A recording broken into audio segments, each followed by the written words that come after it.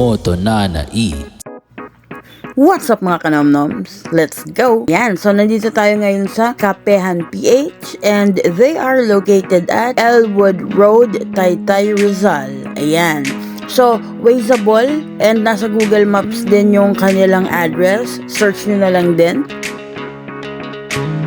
Pagpasok pa lang sa cafe na to mga kanomnoms, makikita mo na kaagad yung aesthetic feels nung lugar, yung vibe niya, and Instagrammable din siya. At kung makikita mo, ang linis ng itsura. So, ayan yung kanilang menu, check nyo na lang muna.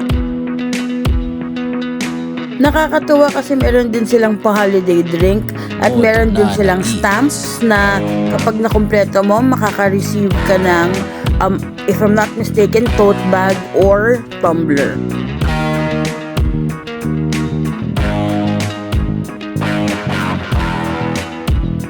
So, mom and I got the coffee float. Kinuha naman niya ay strawberry float. And kumuha rin kami ng cream cheese garlic bun. Sa mga kanomnoms dito sa cream cheese garlic bun nila, masarap siya. Lasa mo yung garlic. Though, yung kanyang cream cheese, hindi siya melty kahit winarm siya. For me, medyo dry yung bread.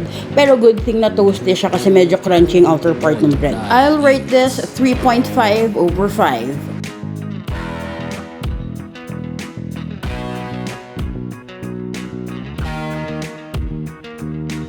Mga kanomnoms, masarap yung na-partner nila na vanilla ice cream dito. Saktong-sakto siya dun sa timpla ng coffee nila. Hindi kasi lahat ng vanilla ice cream ay pare-pareho ng flavor at babagay siya sa kape. Pero ito, solid. 5 over 5! Wala nang patumpik-tumpik pa! Strawberry float, masarap din. 4.5 over 5. Yung niece ko nag-order ng pure vanilla, so let's taste it. Oh, it's vanilla. It's pure vanilla. It's okay. I'm shocked. May pure vanilla pala na drink. Mga kanomnoms, tignan niyo yung pamangkin ko. Di ba payat siya? Pero tignan niyo. Kalahati na niya kagad. Yung kay mama, yun po. Nakahabol ang aking sister and family kahit ang tagal nilang dumating. So yan, they ordered the holiday drinks. And may pa-ensaymada pa dyan. So, let's taste them! Nana eats.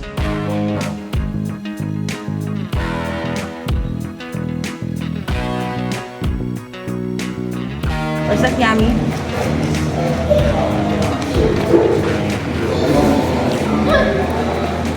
It's sugar. I'll taste the drink. For the creme brulee, masarap naman siya. Medyo nakakalasahan ko yung mga pagka-creamy and pagka-milky niya. So, 4 over 5 tayo dyan.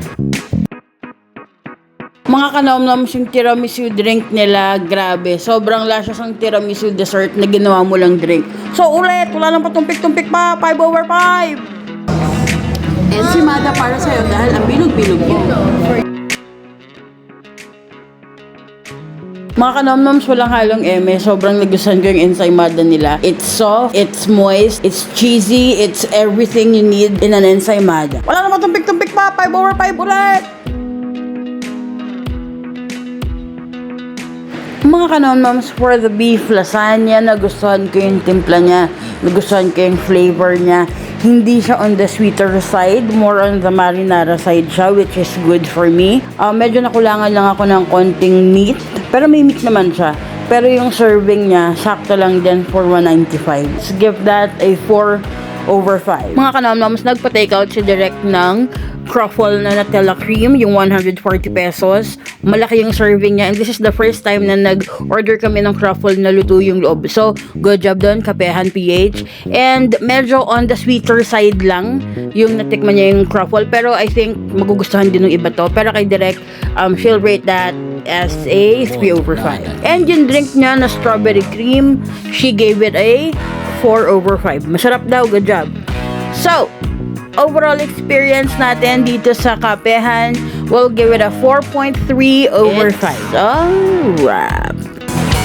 Moto Nana E.